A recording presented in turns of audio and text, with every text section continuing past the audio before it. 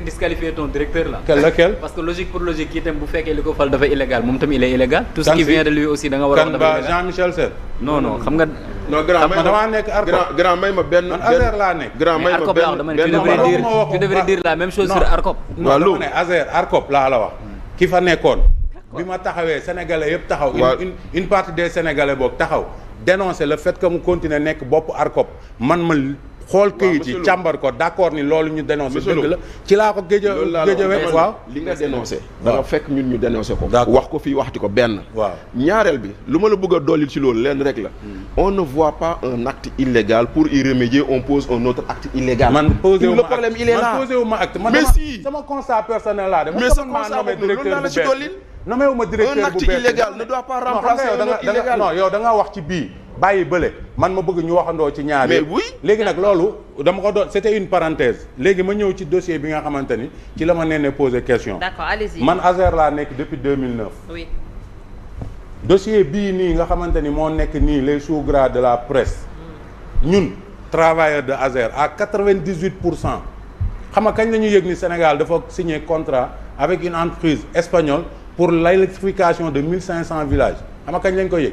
le jour de la passation de service du directeur général sortant man Alioune Badara Lo ak pas mal de mes collègues yoo xamante ni ñi ngi biir ASER jour boobu la ñu yëg ni y a un contrat entre une entreprise espagnole dénommée AAE Power et une entreprise et l'agence sénégalaise d'électrification rurale pour faire des villages te boobu bi man j'ai posé la question avant boobu bi ñu ma joxee une requête pour ma liggéey ci parce que dans la direction où je suis on fournit la liste des villages parce qu'on gère la base de données villages du Sénégal bi ñu ma joxee këyit ne ma une requête de AAPO Sénégal pour une liste de villages damaa dem ba ci kilifa gi DG bi parce que man je travaille comme ça ma ne ko DG AAPO abréviation la quoi lan lay signifier ak kan la mu ne ma limite-toi à ce qu'on te demande. Ah bon?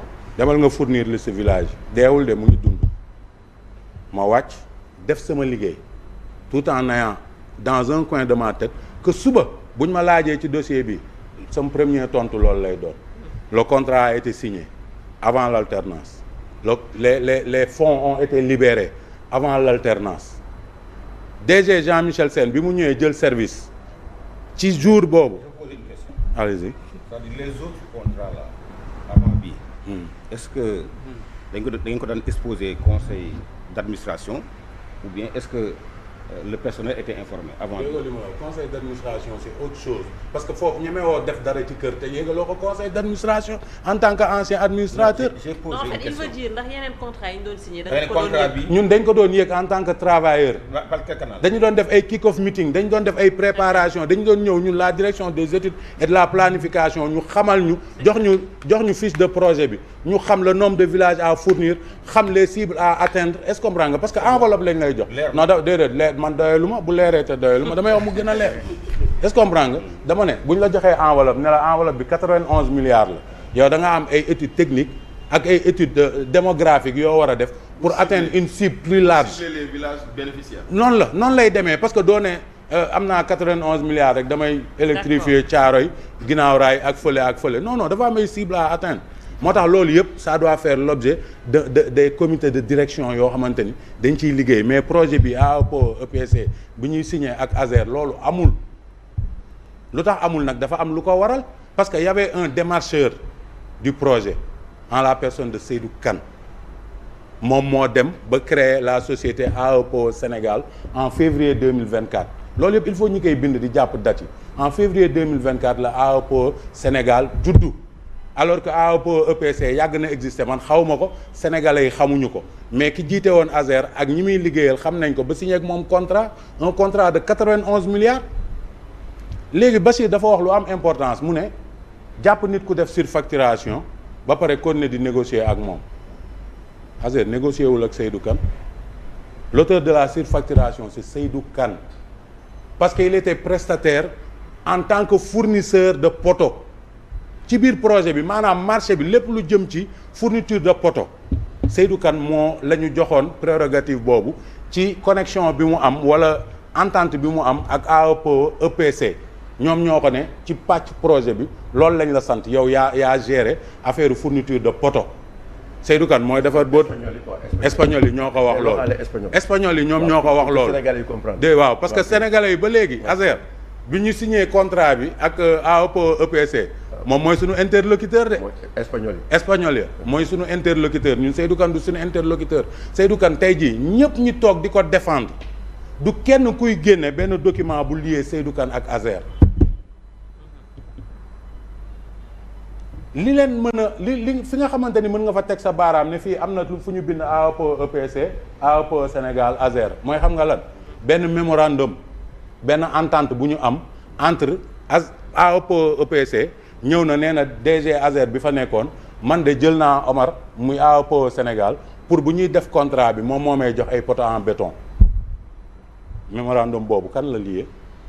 tey jii bu fekkee contrat bi lié AOPO EPC ak AOPO Sénégal amatul est-ce que mémorandum boobu mën na ko ne def fois dafa am nag processus bu daw ba nga xamante ni diggante bi lié woon AOPO EPC ak Seydou Kane AOPO Sénégal loolu dafa yàqu c'est pas de la faute de ASER c'est pas de la faute du gouvernement du Sénégal ñaari nit yu déggoo pour liggéey la man Seydou Omar ma sekk ak yow deal nga ñëw bëgg ma dóor ci biir deal boobu ma dem ba xam ni yow da nga ma bëggoon dóor ma am preuve bi téye ci sama loxo est-ce que je suis forcé de continuer à travailler avec toi Seydou Kane li mu def mooy déjà par rapport à la surfacturation des poteaux je pense que le DG de ASER est sorti hier et a montré des chiffres parce que man ñi ma gis ñiy wax ci ASER yëpp doo gis kenn ku ciy permettre sax mu def nii document pour ñu def capture d'écran wax nañ ma dégg naa est-ce que poser question à insinuer ak wax lu la wóorul depuis le début du kenn koo xamante ni génne na kayit te ñun waa ASER saa yi ñu génnee dañuy teg ay kayit ci kaw table bi ba ci démb DG bi muy def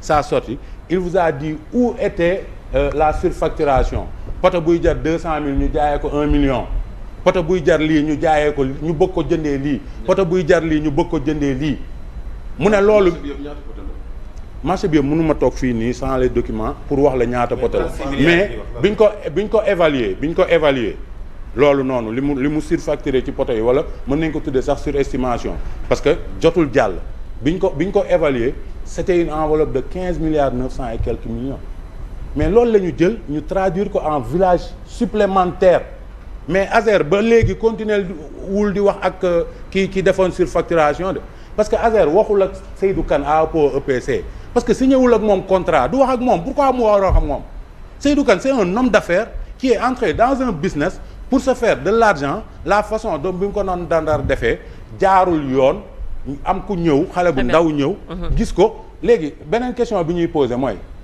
ñi taxaw fii di wax ak Seydou Kane yëpp muy yenn journalistes yi yenn chroniqueurs yi taxaw di waxal Seydou Kane ba ci yenn benn député bi commencé temps yi yëpp di wax ci moom ñoom nañ ñu wax ana Seydou Kane Seydou Kane du dëgg tànkam Sénégal. Pourquoi? Parce que justice mu ngi koy seet. Ah bon? Oui. ma ne man maa la ko wax yow kan man maa la ko wax ma ne Seydou Kane du dëgg tànkam Sénégal parce que justice mu ngi koy seet li mu utiliser ay faux documents administratifs dem di ci dóori un espagnol loolu mu ngi ci loxo justice mu ngi koy wër. Seydou Kane mandat d'arrêt contre lui. Non, il n'y a pas un mandat d'arrêt. Il a été convoqué pour une comparution. C'est juste une convocation. bi ñu ko convoqué pour une comparution la daw Sénégal ba léegi dëggul tànkam Sénégal. Maintenant disparition.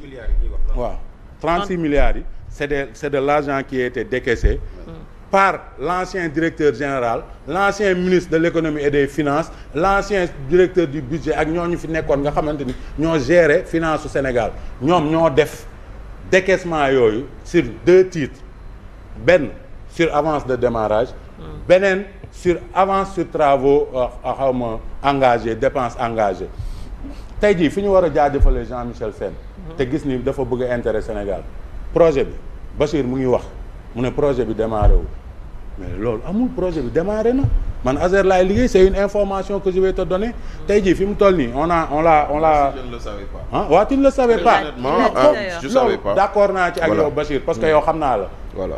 man Vélingara am naa fa ay mbokk de waaw xam naa nitu Vélingara ni ñu mel seen intégrité ak lépp xam naa Merci beaucoup. c'est je te jette pas de fleurs nag Merci. dama la ne travaux yi mu ngi dem tey jii on avait fait une phase pilote de 40 villages pour évaluer le temps bi nga xamante ni moom la ñu mën a imposer les entreprises qui exécutent le marché. Pour wax leen ci temps boobu lañ ko bëgg a am. D'accord. Tey jii au niveau de Ziguinchor au niveau de Mbour au niveau de Kaolack au niveau de des 14 régions. am na ay villages pilotes yoo xamante ni tey samp nañu poto yi ñu ngi tirer ligne yi te incha allah en fin juin.